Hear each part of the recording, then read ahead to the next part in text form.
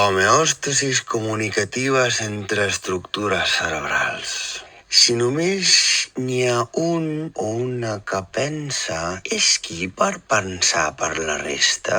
No parlem de cervell central, parlem de dues o dos hemisferis.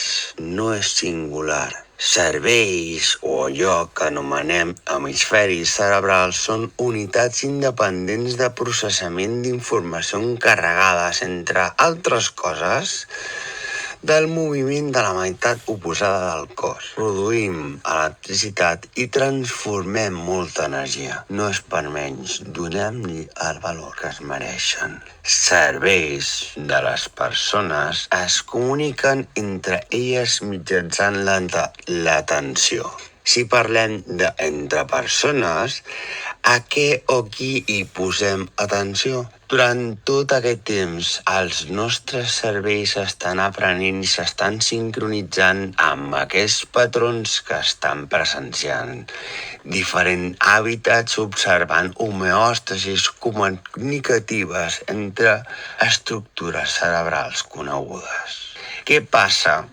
Que quan s'expressa amb més emoció, la sincronització és més gran.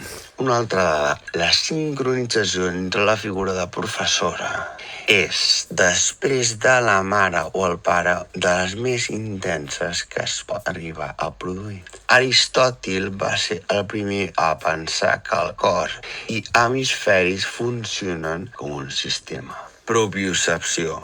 Informació sobre la influència de la postura del nostre cos. Sisè sentit. Interocepció. Quan parlem de sentits, generalment pensem en 5 dedicats a la percepció del món exterior, és a dir, vista, oïda, olfacte, gust i tacte.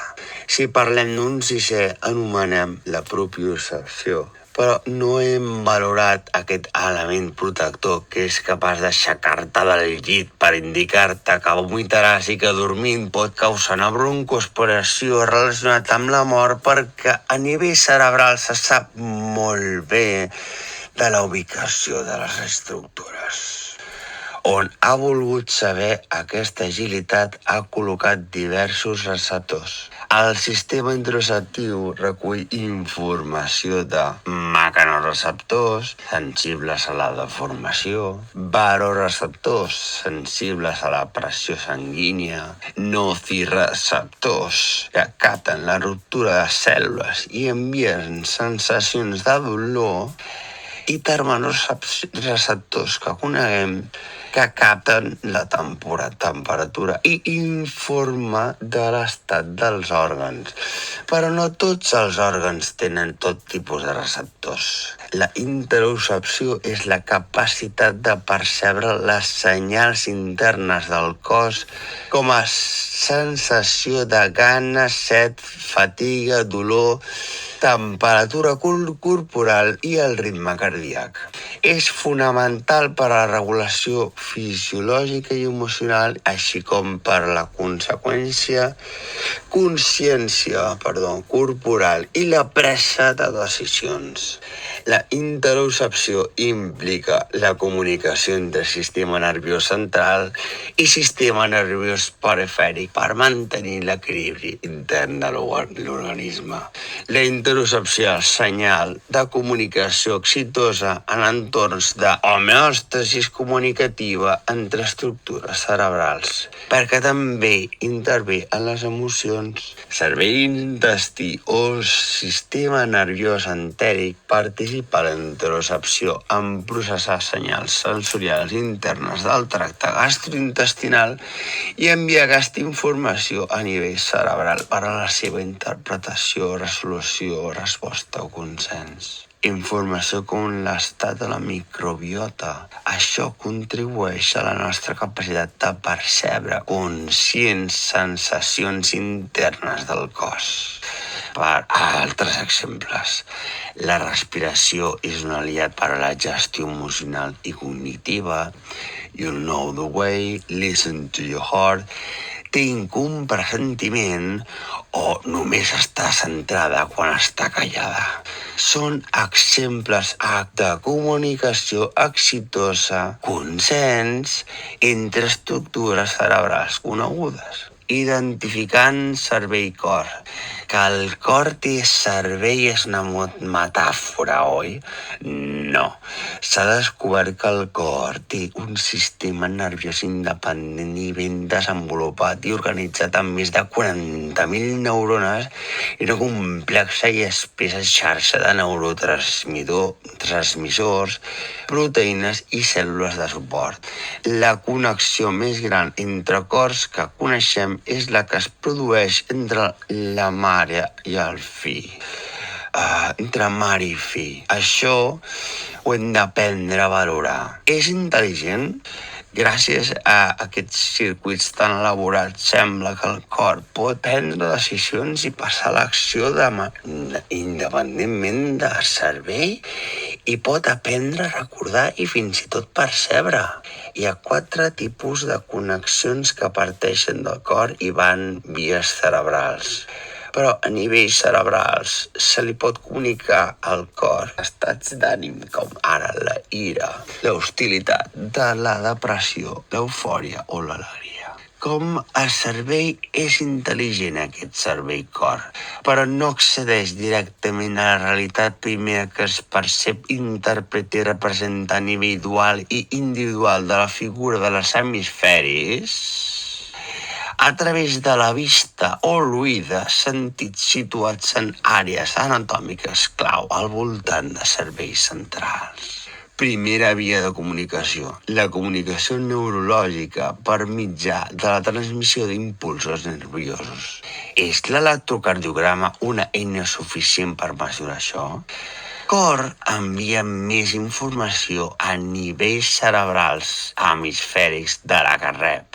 És l'únic òrgan del cos amb aquesta propietat i pot inhibir o activar determinades parts cerebrals hemisfèriques segons les circumstàncies. Sentir és donant ordres. Això vol dir que el cor pot influir en la nostra manera de pensar? Sí. Pot influir en la nostra percepció de la realitat i, per tant, de les nostres reaccions. Perdona?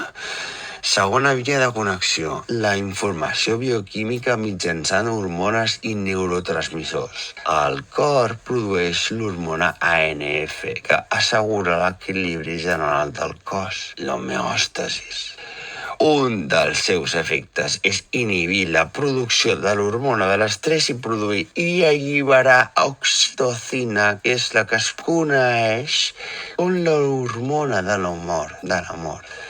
La té i allibera aquest cervell que funciona autònom en alguns àmbits i que té estables mecanismes de comunicació per enviar i rebre informació amb altres estructures cerebrals conformades i pot participar en consensos de valor entre xarxes. Jo, l'hormona de l'amor, la llibero quan vull. Ciao. Això té un gran valor.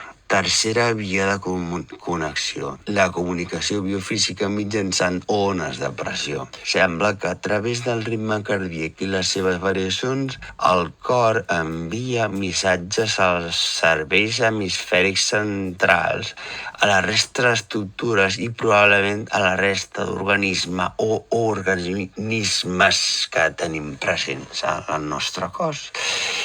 I la manera com les faci aquestes ones variarà en formes de comunicació molt diferents amb la capacitat de saber sentir diferent. Més tard es parlarà de la variabilitat de la freqüència cardíaca com a mesura i com es mesura. Quarta via de comunicació. La comunicació energètica. El camp electromagnètic de cor és el més potent de tots els òrgans del cos i 1000 vegades més intens que el del cervell, del que tothom parla. I hem observat que canvia en funció de l'estat emocional. Quan tenim por, frustració o estrès, allò que prové del cor torna caòtic i la comunicació entre altres estructures cessa, es redueix o es torna ineficaç. I s'ordena amb les emocions positives?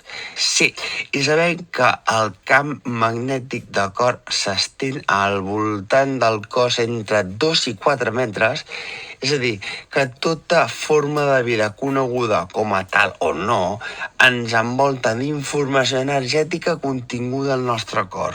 Exemple de sincronització i comunicació entre cors. Homeòstasis comunicatives entre estructures cerebrals. Dues persones, sense parlar, només meditant, acaben mostrant signes de sincronia entre el batec dels seus cors. En uns 30 minuts. Sabem que la sincronització entre cors es dona més intensament quan ens mirem als ulls. És una cosa que es pot donar com a vital en les relacions, però és un repte per als psicoterapeutes o la figura de la professional que faci teràpia.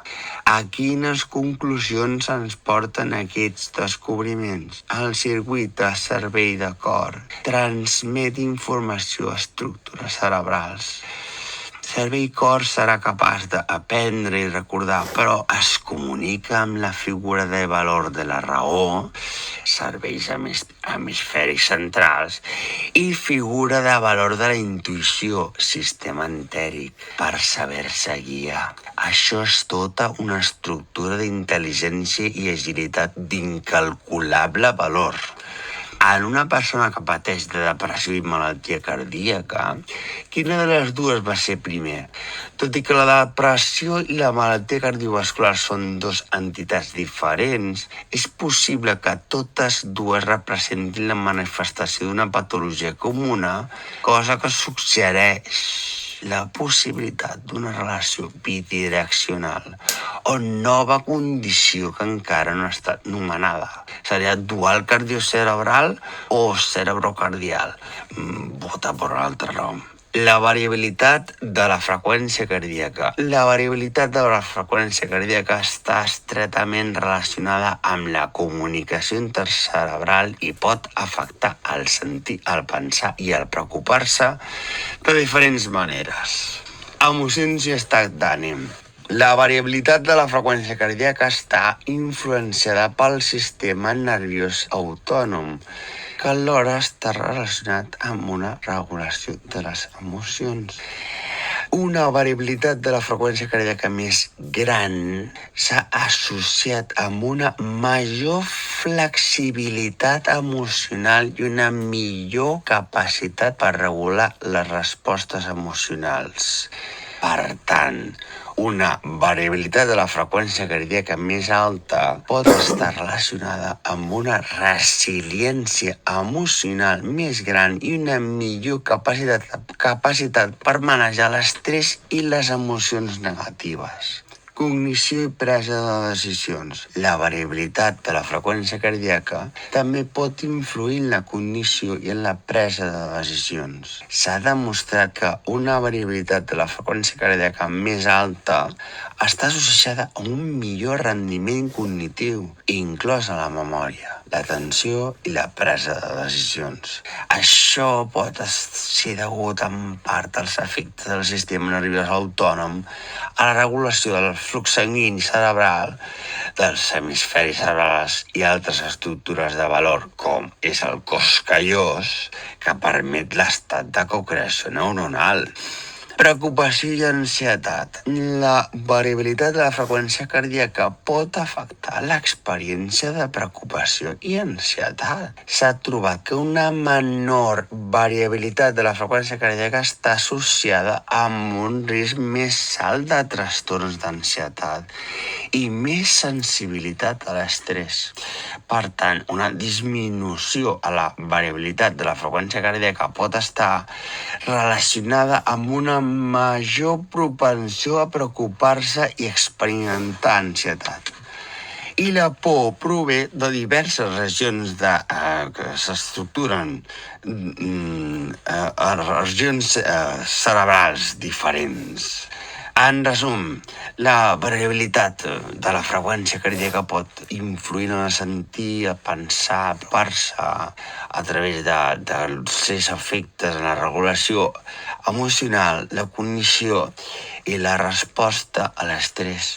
Una variabilitat de la freqüència cardíaca més gran s'associa generalment amb una millor capacitat per regular les emocions, un rendiment cognitiu superior i una menor susceptibilitat a l'ansietat i a la preocupació.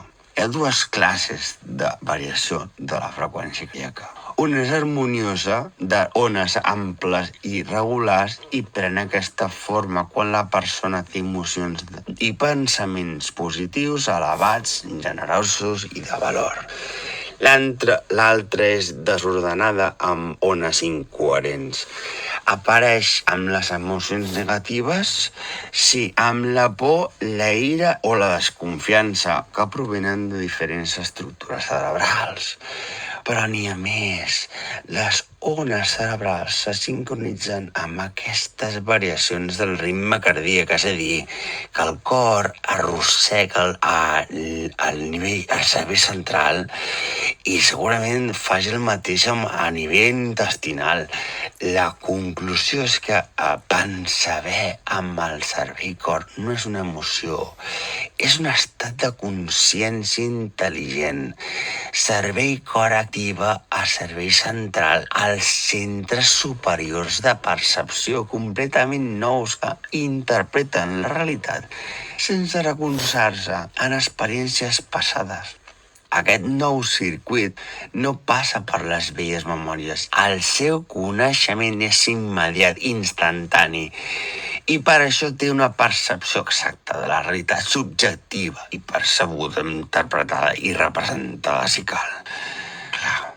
Els centres superiors de percepció es refereixen a les àrees cerebrals que processen la informació sensorial dels sentits per generar una experiència conscient i comprensible del món que ens envolta. I estan els dos hemisferis. Escorça cerebral és la capa cerebral externa responsable de les funcions cognitives complexes, incloent la percepció sensorial, el pensament, la memòria i el llenguatge. Valor d'hemisferi cerebral. Lòbuls parietals estan involucrats en la percepció del tacte, la temperatura, el dolor, la percepció, així com la integració de la informació sensorial de diferents parts del cos. Valor d'hemisferi cerebral. Lòbuls temporals contribueixen a la percepció auditiva, al processament del llenguatge i la memòria. Valor d'hemisferi cerebral. Lòbuls occipitals són responsables de processar la informació visual i estan involucrats en la percepció del color, la forma i el moviment. Valor d'hemisferi cerebral. Lòbuls frontals participen en funcions executives com ara la presa de decisions, la planificació i el control dels impulsos, i també poden influir en la percepció i l'atenció. Valor d'hemisferi cerebral. Aquestes àrees treballen en estat de cocreació per interpretar i donar sentit a la informació sensorial rebuda, permetent percebre i comprendre el nostre món de manera conscient. Per això podem parlar de dos cervells o àrees sumades específiques capaces de prendre acció i rebre informació o viceversa. Cal donar-los valor a aquests hemisferis, sobretot perquè estan en estat de cocreació. Més tard veurem que els estats de cocreació sempre lliuren un valor millor o totalment diferent. Tipus d'informació que es pot transmetre: processada, no processada, per processar o desconeguda, que això enllaça directament en la Lynn Bunny de Jamaicació en el seu article Facing the Age of Chaos, el 29 d'abril de 2020, en plena pandèmia. Està demostrat que quan l'ésser humà utilitza el cervell-cor crea un estat de coherència biològic, tot s'harmonitza i funciona correctament. És una intel·ligència superior que s'activa a través de les emocions positives. Llavors sembla que ningú l'utilitzi. És un potencial no activat, però comença a estar accessible per un gran nombre de persones. I com puc activar aquest circuit? Pues cultivant i treballant les qualitats del cor. L'obertura, l'escoltar, la paciència, la cooperació, l'acceptació de les diferències, el coratge, el no jutjar. Que a part això ja hi ha el més. Compte, si jo no em controlo, m'estresso, si jo em maltracto, debilito aquesta capacitat de comunicació entre estructures cerebrals.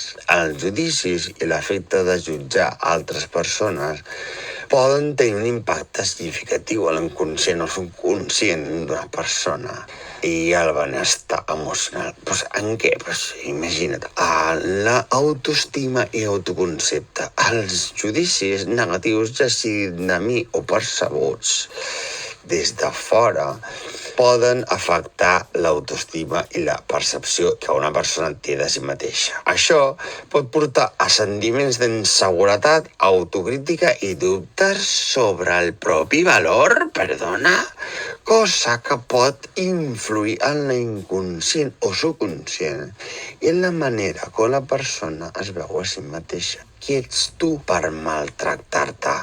Creences limitants. Els judicis i crítiques constants, sobretot si són constants, poden generar creences limitants sobre mi, com no valc o no m'ho mereixo. Aquestes creences poden arrelar-se a l'inconscient o subconscient i afectar l'autoimatge i el comportament de la persona de manera inconscient o subconscient. I és que hi ha molta d'inconsciència. No sap de valor qui jutja constantment.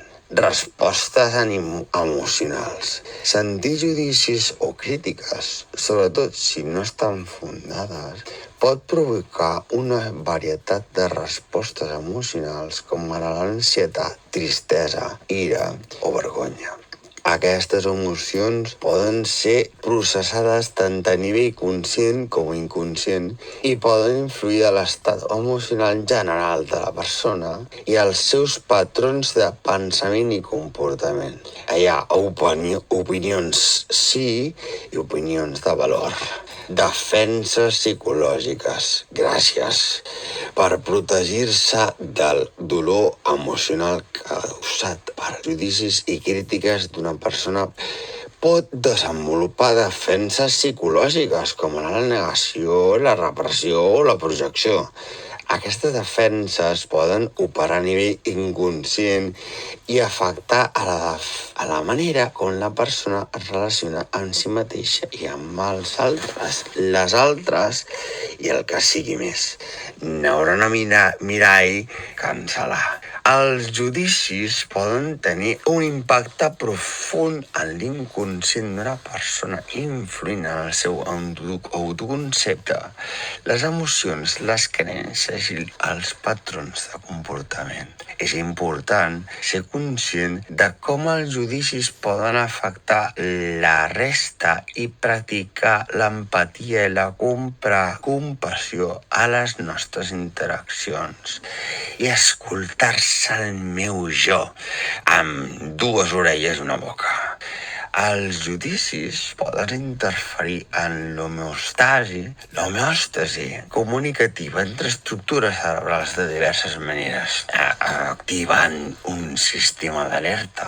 Els judicis negatius percebuts poden activar el sistema de resposta a l'estrès del cos, inclòs el sistema nerviós simpàtic. Això pot tenir un augment en l'alliberament d'hormones de l'estrès com el cortisol i l'adrenalina, que poden afectar la funció cerebral i la comunicació entre estructures cerebrals, ja que la seva comunicació deixa de ser harmoniosa i àgil. Interferència en l'empatia. Els judicis negatius percebuts poden interferir en la capacitat d'una persona per empatitzar amb altres. L'empatia implica la capacitat de comprendre i compartir els sentiments aliens, cosa que requereix una comunicació efectiva entre les àrees cerebrals associades a la cognició social i emocional. Els judicis poden inhibir aquesta comunicació i dificultar-ne la empatia. Alteració en la percepció. Els judicis percebuts poden influir en la manera com una persona percep i processa la informació, cosa que pot afectar la comunicació entre diferents àrees de diferents estructures cerebrals, com cervell i cor, que s'encarreguen part de la percepció.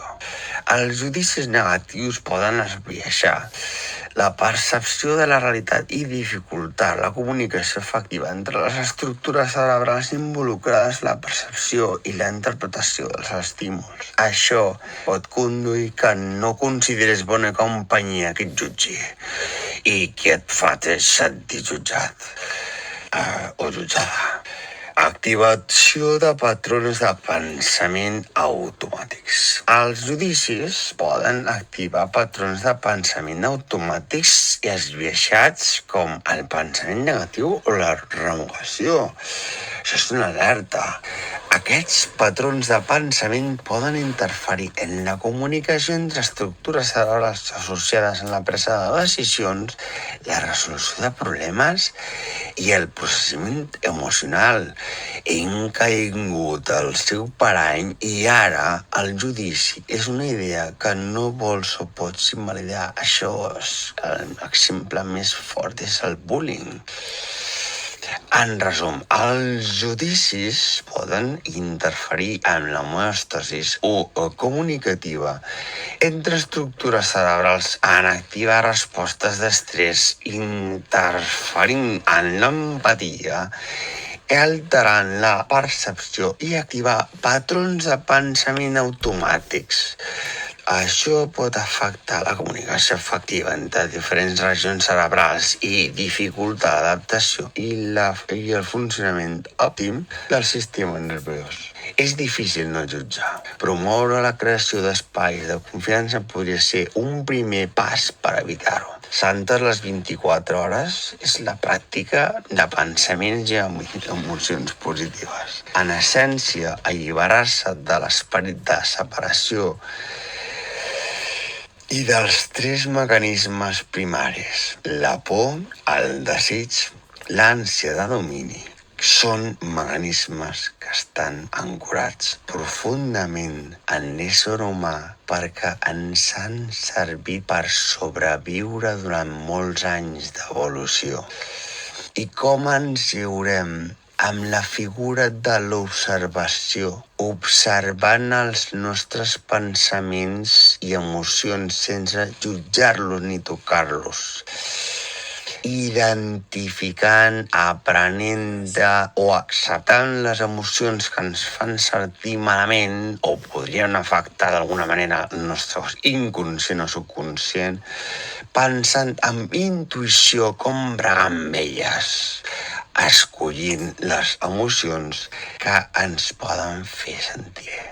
Hem d'aprendre a confiar en la intuïció i reconèixer que el veritable origen de les nostres accions emocionals i no emocionals no és el que passa a l'exterior, sinó al nostre interior. Perquè no sabem res de lo que hi ha fora, només el que creiem percebre quan ho interpretem subjectivament de la manera que creiem correcta. Aquesta afirmació és més bé pròpia d'una altra xarxa neuronal de la qual encara no hem parlat.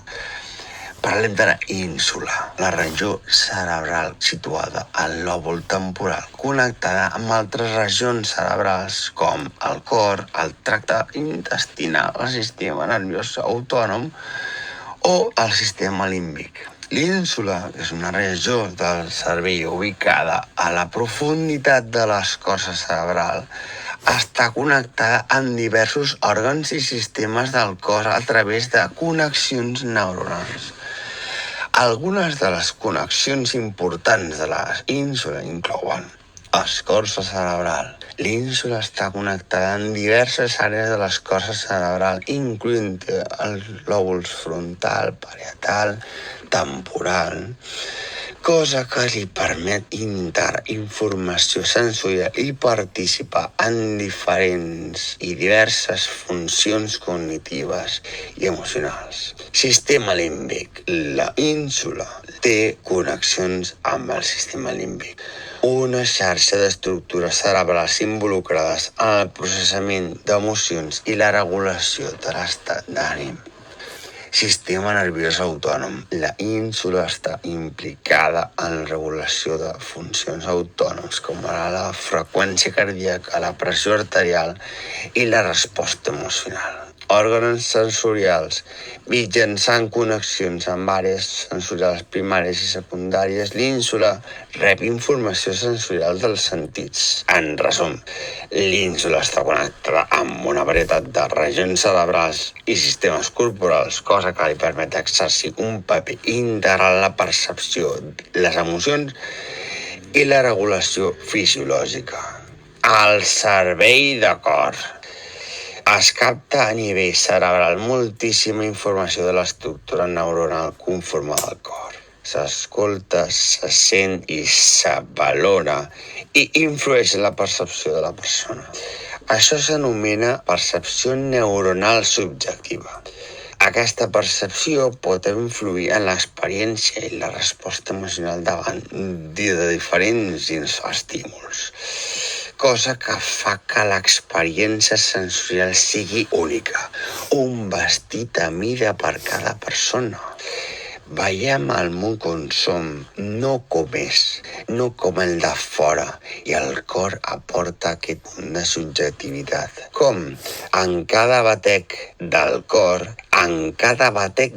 cor se'ns recorda a nivell cerebral qui sóc jo.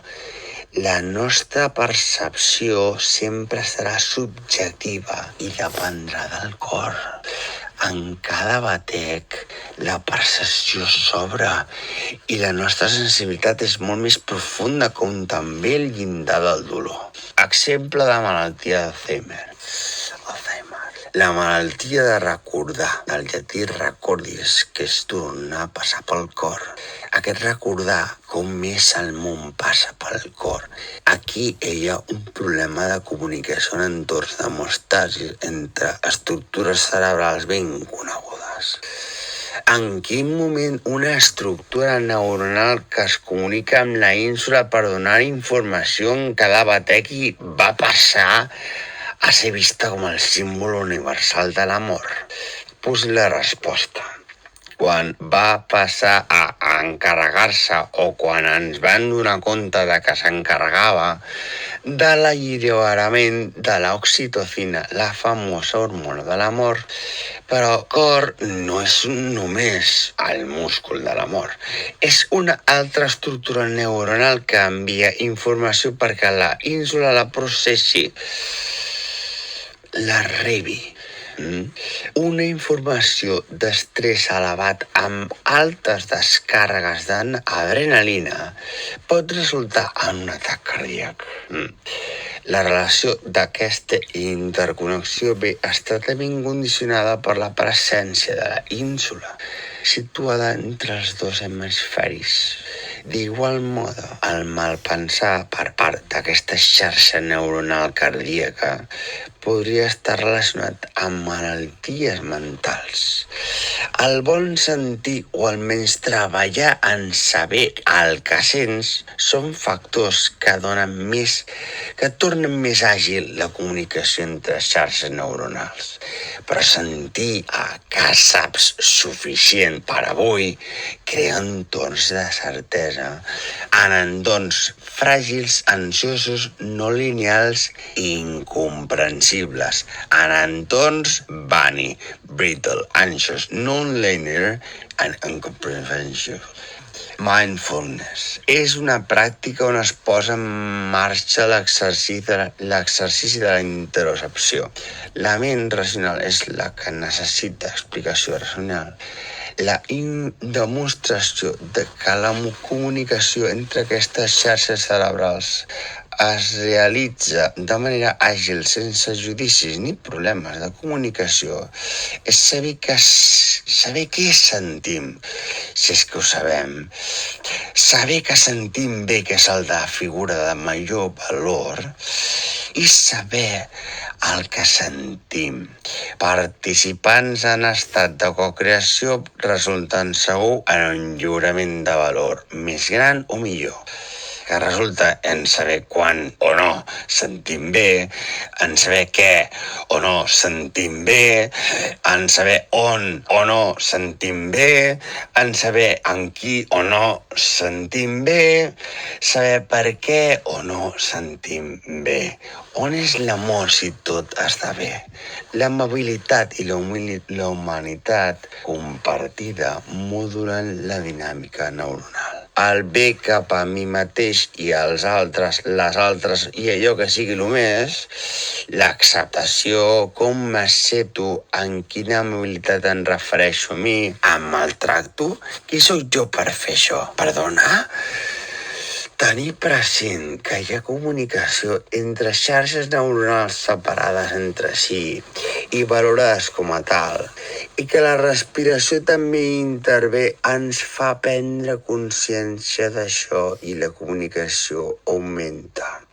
Aquesta és la capacitat de l'atenció com a eina fonamental de la influència que té la ment sobre la matèria. I és l'atenció al múscul que hem d'hipertrofiar per explorar el món del mindfulness. Aquest és el valor de l'atenció. Comunicació entre els tres eixos. Nervi vaga. El nervi vaga, també conegut com el desè pericranial, és un nervi important que comunica informació a nivell cerebral centrals en diversos òrgans del cos. Alguns dels òrgans i estructures que connecta el nervi vaga inclouen cor.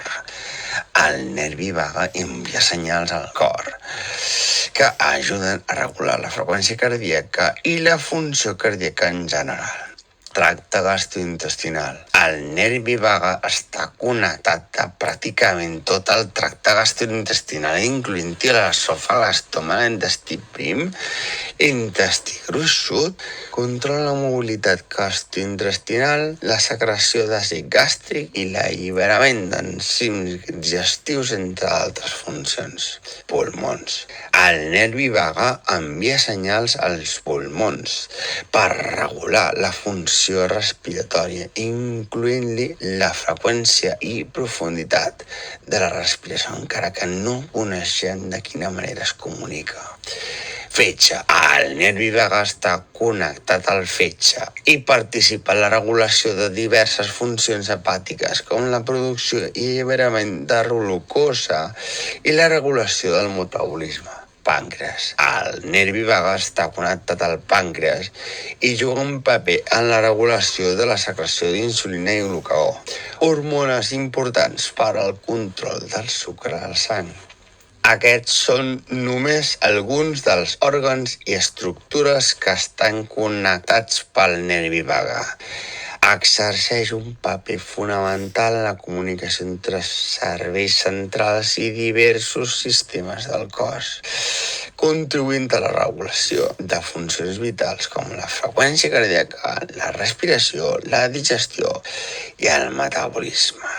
Sí, els pulmons i els fetges i el pàncreas contenen neurones en una xarxa coneguda com el sistema nerviós entèric. El sistema nerviós entèric és una xarxa complexa de neurones que es troba al tracte gastrointestinal. Aquestes neurones formen part del sistema nerviós autònom que regula les funcions involuntàries del cos, com la digestió, la respiració i el metabolisme. En el cas dels pulmons, les neurones del sistema nerviós entèric estan involucrades en la regulació de la funció pulmonar, incloent-hi la contracció dels músculs respiratoris i la producció de moc. Al fetge i al pàncreas, les neurones del sistema nerviós entèric estan involucrades en la regulació de funcions metabòliques i endocrines, com la secreció d'enzims digestius i la producció d'hormones, com la insulina i el glucagó.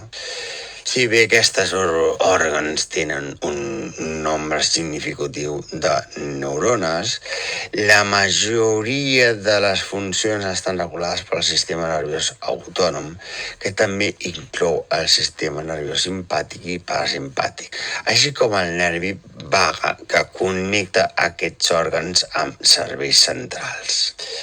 El sistema nerviós entèric. El sistema nerviós entèric és una xarxa complexa de neurones que es troben al tracte gastrointestinal i altres òrgans abdominals. Està compost per diversos components principals que inclouen el plexe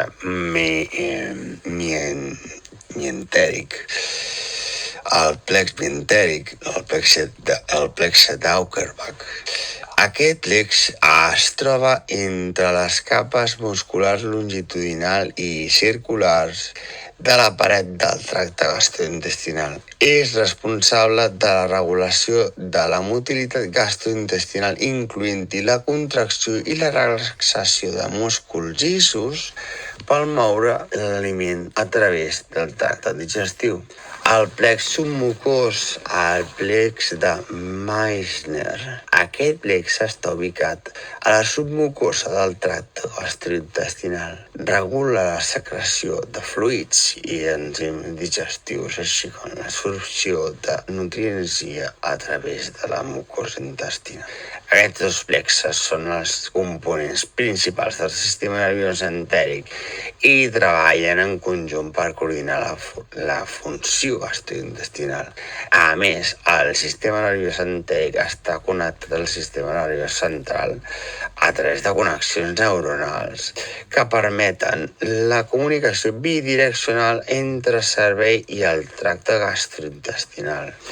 L'equilibri de la microbiota resilient, la multidiversa, figura d'intuïció, figura de protecció, figures de valor.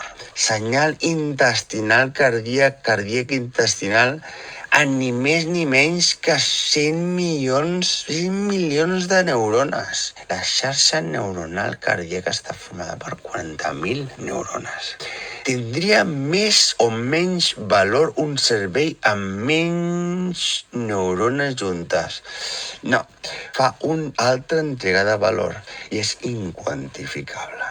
També conegut com sistema nerviós entèric, el valor del qual l'ull no veu pas perquè la microbiota produeix neurotransmissors relacionats amb l'estat de l'ànim i la millora de l'ansietat, com ara la famosa serotonina, gaudida a nivells cerebrals, però segregada a nivell del sistema nerviós central i sobretot en el tracte gastrointestinal en funció de la diversitat i la qualitat de la microbiota.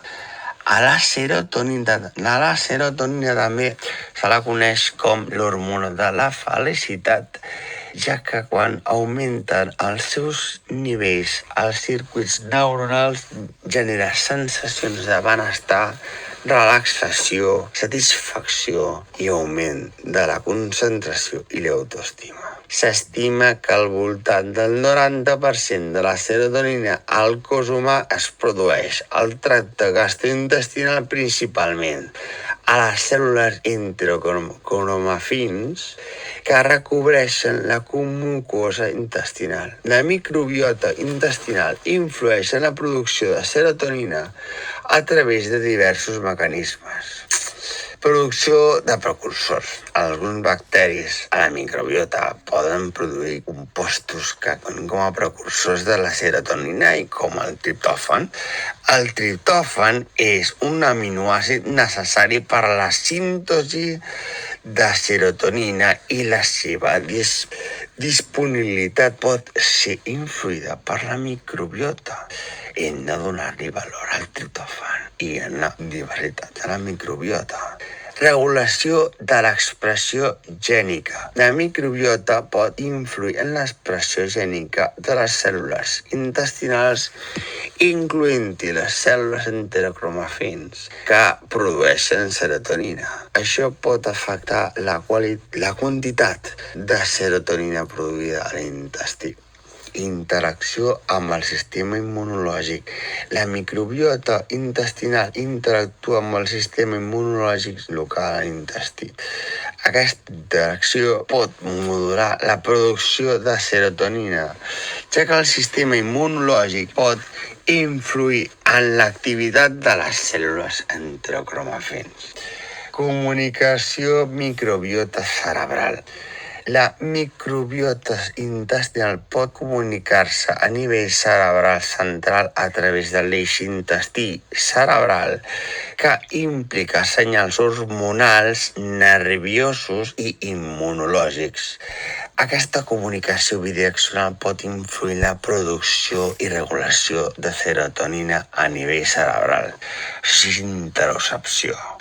En resum, la microbiota intestinal o altres formes de comunicació que no coneixem té un paper important en la producció i regulació de serotonina, cosa que pot tenir implicacions en la salut mental i benestar emocional en funció gastrointestinal, així com en estructures en vies de comunicació de les quals no han estat encara descobertes. La serotonina té, a més, un paper fonamental en el desenvolupament cardíac. Aquesta substància, relacionada amb la gana, el son, la temperatura, el desenvolupament embrionari, entre altres, és també un vasoconstrictor potent que sembla regular la pressió arterial i les funcions cardiovasculars. Això podria harmonitzar la variabilitat de ritmes cardíacs mitjançant els quals el cervell cor es comunica amb altres estructures cerebrals. La variabilitat de la freqüència del ritme cardíac és un biomarcador fiable de la salut física i psicològica. És un indicador de la qualitat de comunicació intercerebral. És un valor enorme poder quantificar la qualitat de la comunicació intercerebral. On es troba l'estat d'ànim? S'ha demostrat que la millora de l'estat d'ànim amb antidepressius intervenen en la percepció del dolor, reduint la seva percepció, en el cas del dolor crònic. La comunicació intercerebral exitosa condueix a on saps que tu estàs bé amb tu quan saps que tot va bé. Més del 70% de les nostres defenses es troben a l'intestí prim.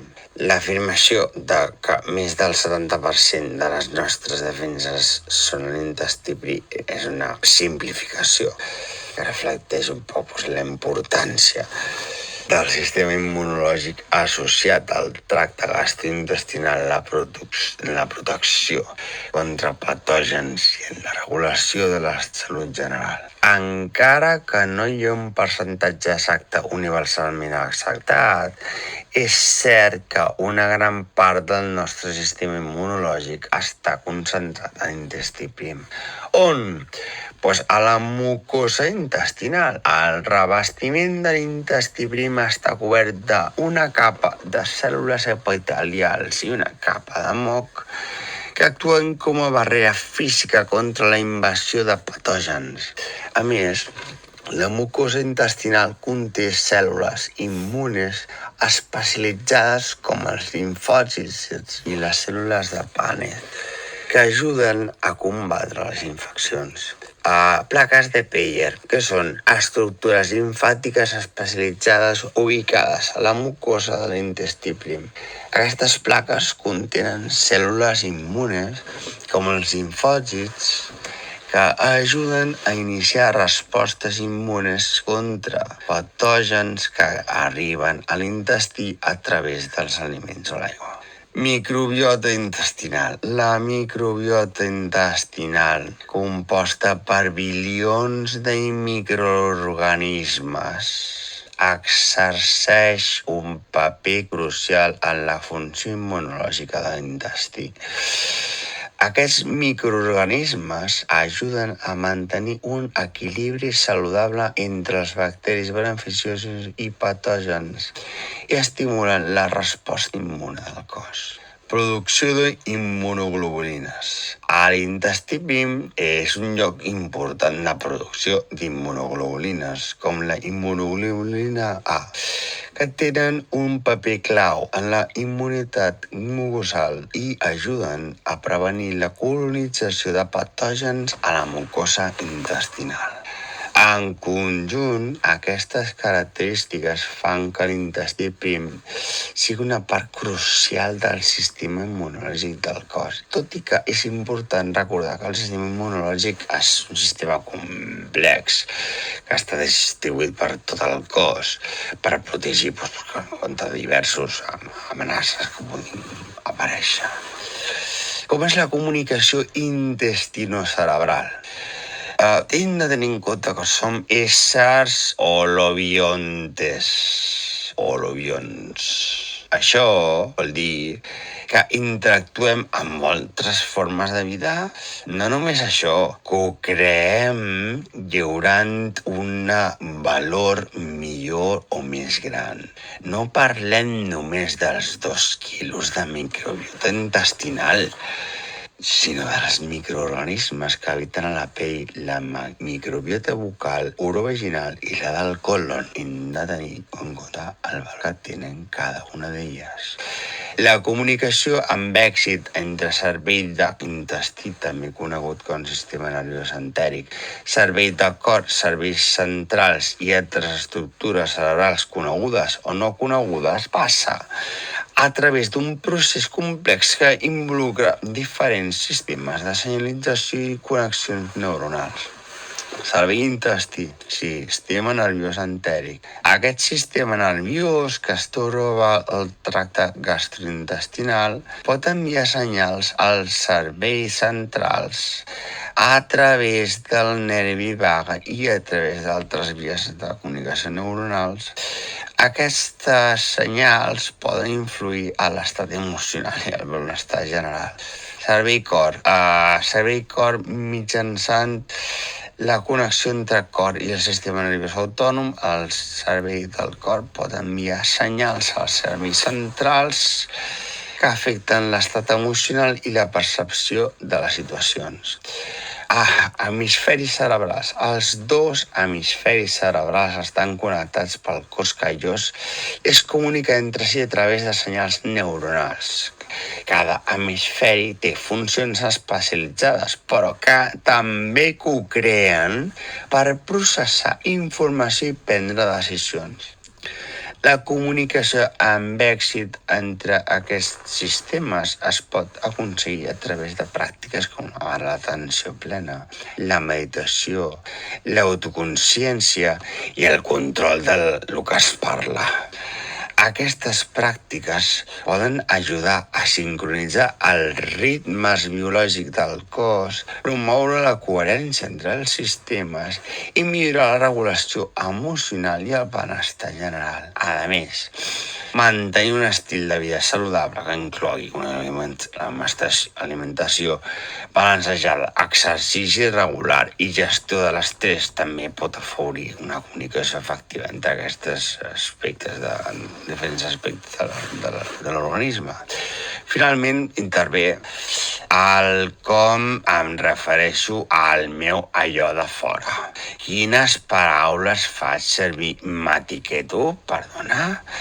L'homeostasis comunicatives entre estructures cerebrals. Què és l'homeostasi? És el procés mitjançant el qual els organismes mantenen un equilibri intern constant i estable, malgrat les fluctuacions del món extern. En el context que ens implica de la comunicació entre cervell d'intestí, cervell de cor i hemisferis cerebrals. L'homeòstasi implica la coordinació de diferents sistemes per garantir un funcionament òptim de l'organisme en conjunt. Cervell i intestí, clar, doncs aquest sistema nerviós controla funcions digestives, metabòliques, que també està implicat en la regulació de l'estat emocional i la resposta a l'estrès. Per mantenir l'homeòstasi, el cervell de l'intestí ha de comunicar eficaçment amb els cervells centrals i altres sistemes corporals per coordinar la digestió, l'absorció de nutrients i la resposta emocional apropiada. Consens aquí redunda a B, bona digestió, diguem-li intuïció. Cervell-cor no sols bomba sang per distribuir oxigen i nutrients per tot el cos, sinó que també envia senyals cerebrals que influeixen en l'estat emocional i la regulació de l'estrès. Per mantenir l'homeòstasis, el cervell del cor ha de comunicar amb cervell central i molt més per regular la pressió arterial, la freqüència cardíaca i les respostes emocionals. Consens aquí redunda en saber de sentiments i emocions. Pensentir. Hemisferis cerebrals. 2 hemisferis cerebrals tenen funcions especialitzades, però han de treballar per integrar la informació i prendre decisions que contribueixin a l'equilibri i al benestar general de l'organisme. La comunicació àgil i eficaç és crucial per mantenir la coherència i l'harmonia en resposta a estímuls interns i externs. Bé, pensar bé. Soc jo qui per dir qui soc. L'homeòstasis entre cervell d'intestí, cervell, cor i hemisferis cerebrals implica comunicació efectiva i coordinació entre aquests sistemes per regular l'estat emocional, la resposta a l'estrès, la digestió i altres funcions vitals, garantint així un equilibri intern òptim per l'organisme. La connexió entre cor i intestí es dona a través del sistema nerviós autònom, específicament a través del nervi vague, que és una important via de comunicació cerebral i de diversos òrgans del cos, incloent el cor i el tracte gastrointestinal. El nervi vague, també conegut com a desert pericardial, és un nervi important que comunica informació entre cervell central i diversos òrgans del cos. Alguns dels òrgans que el nervi vague comunica inclouen el cor, que té ramificacions que s'estenen cap al cor, on influeix en la freqüència cardíaca i la funció cardíaca en general, i ajuda a regular l'activitat cardíaca per mantenir un ritme cardíac estable. Pulmons, envia senyals al sistema respiratori regulant la freqüència i profunditat de la respiració i participant en la resposta del cos a la inhalació i l'exhalació. Tracte gastrointestinal. El nervi vague és fonamental en la regulació de la funció gastrointestinal, controlant la motilitat gastrointestinal, la secreció d'àcid gàstric i l'alliberament d'enzims pancreàtics, i també hi juga un paper en la sensació de sacietat i en la comunicació entre els cervells centrals i l'intestinal. Fetge. A través de connexions amb el sistema nerviós entèric, el nervi vague influeix en la funció hepàtica, incloent la producció i alliberament de glucosa i la regulació del metabolisme. Òrgans abdominals. A més dels òrgans esmentats anteriorment, el nervi vague també es comunica amb altres òrgans abdominals, com la melsa, els ronyons i el pàncreas, exercint un paper en la regulació de diverses funcions fisiològiques. El nervi vague exerceix un paper crucial a la comunicació entre estructures cerebrals, ajudant a regular una àmplia gamma de funcions fisiològiques per mantenir l'equilibri i l'homeòstasi comunicativa entre estructures cerebrals. Això té un gran valor. El sistema nerviós entèric pot funcionar de manera autònoma i fins i tot pot influir en l'estat emocional i el benestar general. Aquesta connexió entre l'intestí i el cor mitjançant el sistema nerviós autònom és crucial per mantenir l'homeòstasi i l'equilibri intern de l'organisme. Llavors, si fos això una molècula d'aigua, la O estaria a l'intestí i a les dues Hs al cor per una banda i per l'altra als hemisferis. Homeòstasi comunicativa entre eixos cerebrals centrals, cor cerebral i sistema nerviós entèric.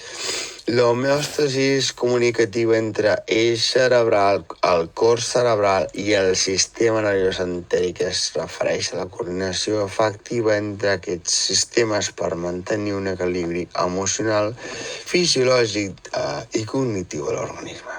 A nivell cerebral, l'eix cerebral inclou les estructures cerebrals superiors com el neocòrtex, valor del llenguatge, el sistema límbic, valor de les emocions i valor de l'aprenentatge i valor d'estar alerta, i el cervell reptilià, valor de la supervivència. És responsable de funcions cognitives, emocionals i de supervivència.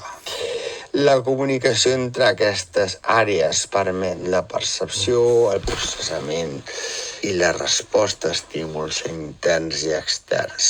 Cada hemisferi cerebral representa en si mateix independència en el maneig de la meitat del cos i té totes les estructures pròpies de cervell independent. Cor cerebral. El cor cerebral o sistema nerviós cardíac és el sistema de control del cor. A través del nervi vague i altres mecanismes de retroalimentació, el cor cerebral comunica informació sobre la freqüència cardíaca i el to vagal a cervell central. Aquesta informació influeix en la regulació emocional, el processament cognitiu i la presa de decisions. Sistema nerviós entèric. El sistema nerviós entèric és sovint anomenat el cervell de l'intestí a causa de la seva complexitat i capacitat per operar de manera autònoma. Aquest sistema controla la funció gastrointestinal i també influeix en les respostes emocionals i en el benestar general. La comunicació entre sistema nerviós entèric i cervell central a través del nervi vague i altres vies juga un paper importantíssim a la regulació de l'estat d'ànim i la resposta a l'estrès. Intracorpori, procés que succeiria en un entorn anomenat intern. Extracorpori, procés que succeiria en el desconegut que suposa el món extern. Poden coexistir figures de consens en comunicació intracorpòria i extracorpòria. El valor de la música com a producte de cocreació intercerebral intracorpori i extracorpori es pot entendre a través de la interacció complexa entre els processos interns d'estructures cerebrals, no cerebrals, vives o no, de la persona creadora o creadores de música i les respostes de l'audiència dins d'un context social i cultural més ampli. Aquesta perspectiva considera la música no sols com un producte artístic, sinó com un fenomen emergent de la interacció entre múltiples estructures cerebrals i entre aquests serveis i el seu entorn. Vegem com es produeix aquest valor en diferents etapes. En la creació musical intracorpori, a la fase de creació, la música és el resultat de processos cognitius emocionals en l'homeòstasis comunicativa entre estructures cerebrals. Inspiració i conceptualització. Idees musicals que sorgeixen de la memòria, l'experiència i la imaginació de la persona creadora, influenciades pel seu entorn cultural i personal. Composició i experimentació. La transformació d'idees en música a través de l'experimentació amb melodies, harmonies, ritmes i textures, cosa que requereix un coneixement musical profund i habilitats tècniques, clar. Emoció i expressió. La música és una forma d'expressió emocional. Les persones creadores infonen les seves obres amb emocions que busquen comunicar o evocar utilitzant el llenguatge universal de la música. Interpretació musical intracorpori i extracorpori. La interpretació de la música per part de persones que poden o no ser les persones compositores originals és un altre nivell de cocreació intercerebral. Interacció entre persones tocant en viu. A les actuacions en grup hi ha una cocreació dinàmica intercerebral de les diferents persones, coordinant temps, dinàmiques i expressions emocionals a través de senyals verbals i no verbals.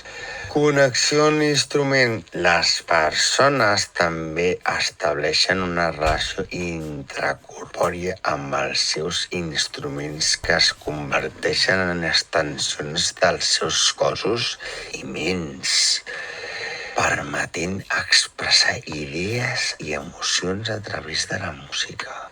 Experiència de la persona oient extracorpori. Quan la música és escoltada, entrem a l'esfera de l'extracorpori, on el valor de la música es cocrea entre figures cerebrals de la persona oient i l'obra musical. Amb processament sensorial i cognitiu, les emocions. Les persones oients interpreten i donen sentit a la música a través dels seus propis marcs culturals, experiències prèvies i preferències personals. Com a resposta emocional i física, la música pot provocar respostes emocionals intenses i reaccions físiques com calfreds o impuls a ballar, cosa que demostra la poderosa connexió entre la música i els estats emocionals i corporals de la persona oient. Connexió social. La música sovint es gaudeix en contextos socials, des de concerts fins a reunions familiars, on l'experiència compartida de la música crea i reforça llaços comunitaris i culturals. Context cultural i social extracorpori. El valor de la música també es cocrea en un context cultural i social més ampli, on les tradicions musicals, les tendències contemporànies, les tecnologies de difusió i les mitjans de comunicació influeixen en com es produeix, s'interpreta i es valora la música. En resum, el valor de la música com a producte de cocreació intercerebral emergeix de la complexa interacció entre els processos creatius i emocionals dels creadores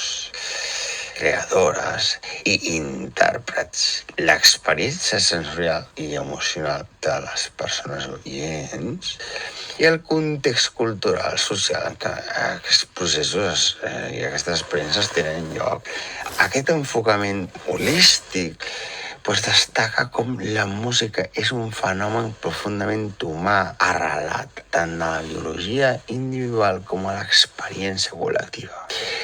La cocreació del consens comunicatiu entre estructures cerebrals internes i externes és un concepte que es pot entendre en el context com les nostres interaccions socials i el nostre entorn influeixen en la nostra cognició, emocions i decisions i viceversa. Aquest procés implica una interacció dinàmica entre els processos neuronals interns, el pensament, la memòria i les emocions, i senyals externes o externs, com el llenguatge, el comportament no verbal i el context social. Aquí hi ha alguns exemples de la vida pràctica que il·lustren aquest concepte.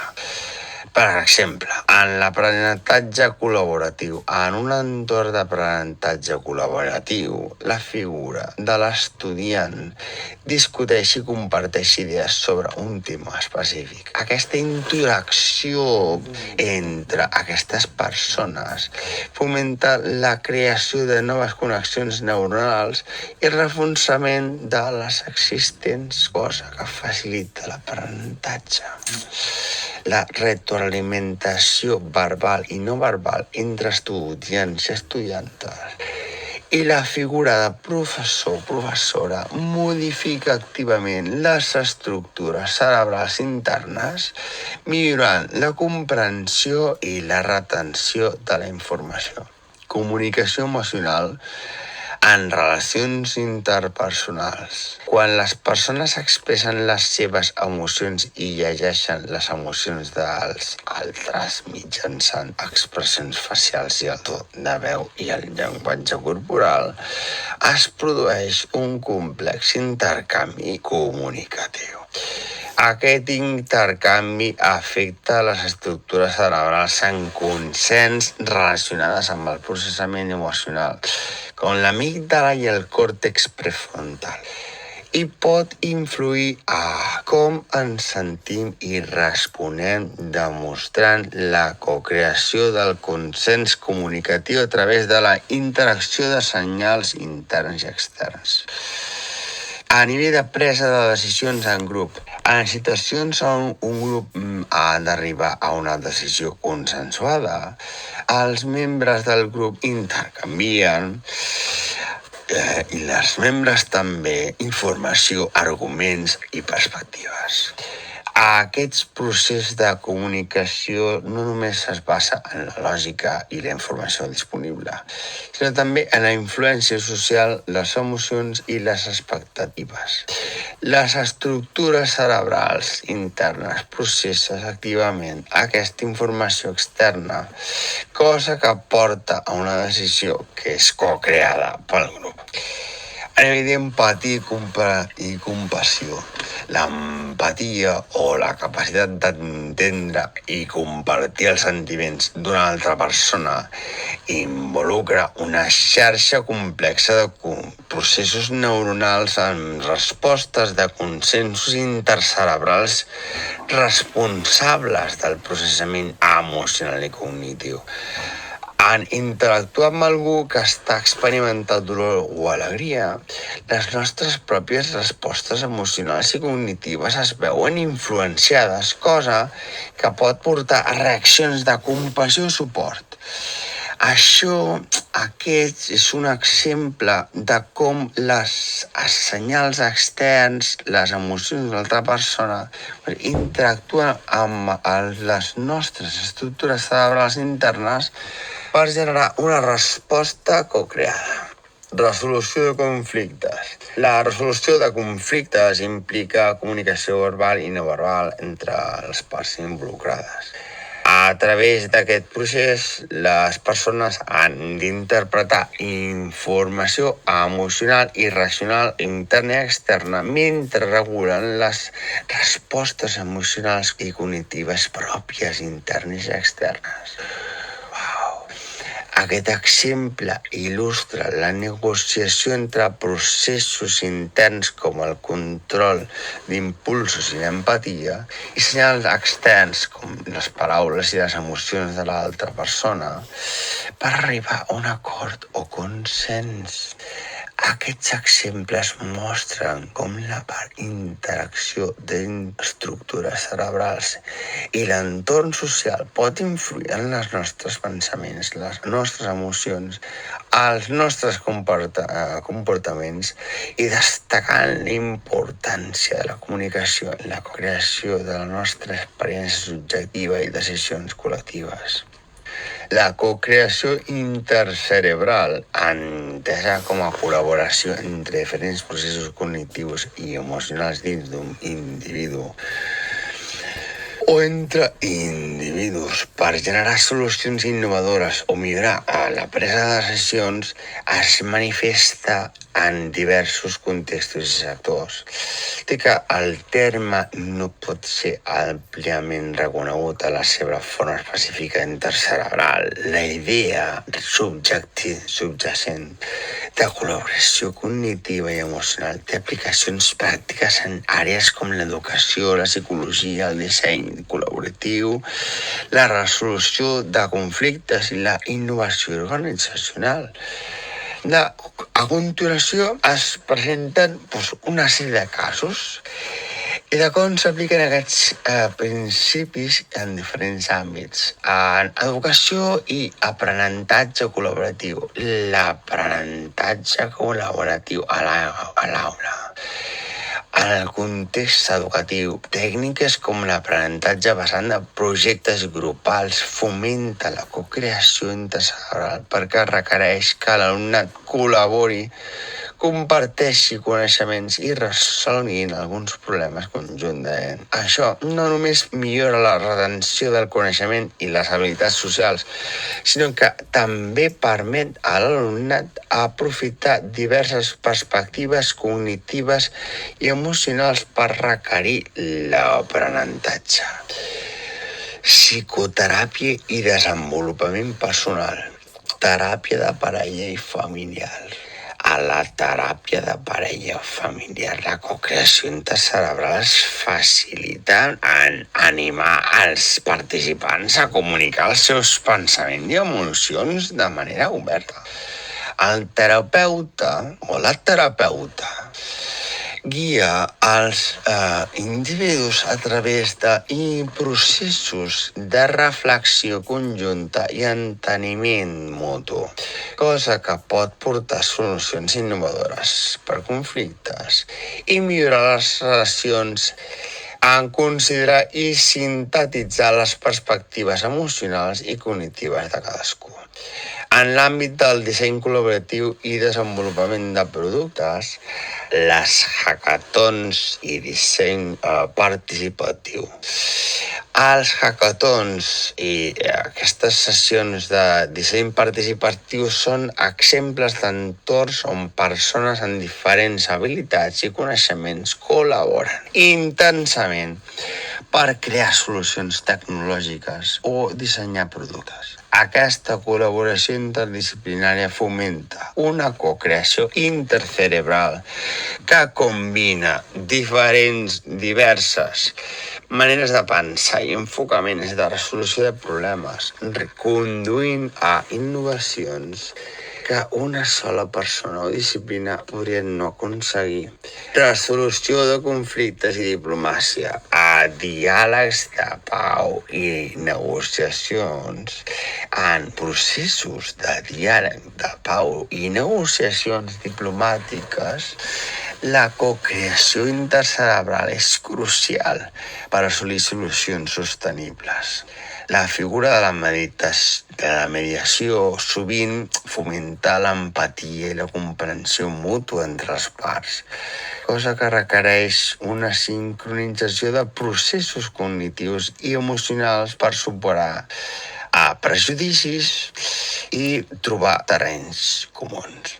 En l'àmbit de l'organització i innovació organitzacional i lideratge, els equips de gestió de la innovació En el context organitzacional, els equips dedicats a la gestió de la innovació sovint practiquen la cocreació intercerebral en reunir membres de diferents departaments per a un brainstorming i desenvolupament de projectes. Aquesta diversitat de perspectives fomenta un entorn en què la combinació de diferents coneixements i experiències cognitives pot portar a solucions creatives i eficaces per als desafiaments organitzacionals.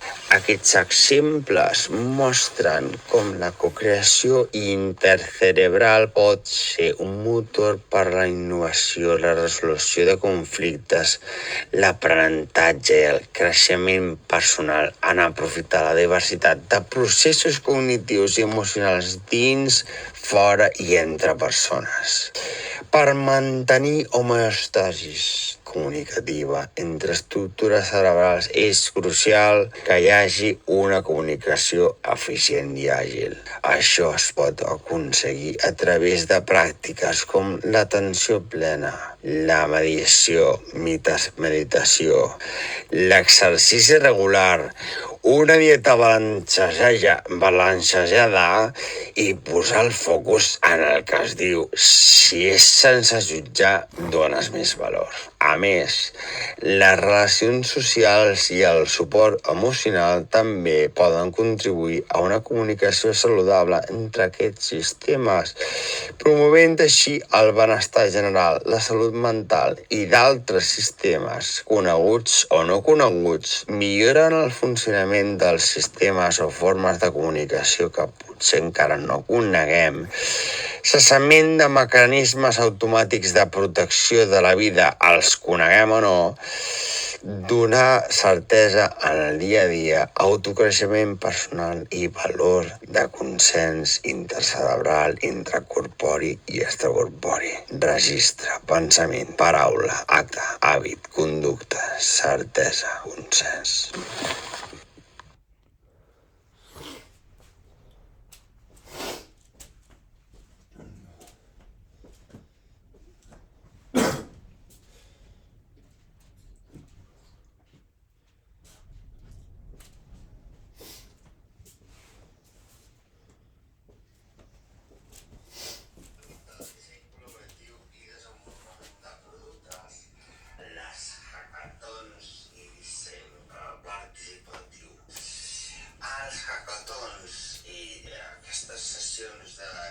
Participatiu són exemples d'entorns on persones amb diferents habilitats i coneixements col·laboren intensament per crear solucions tecnològiques o dissenyar productes.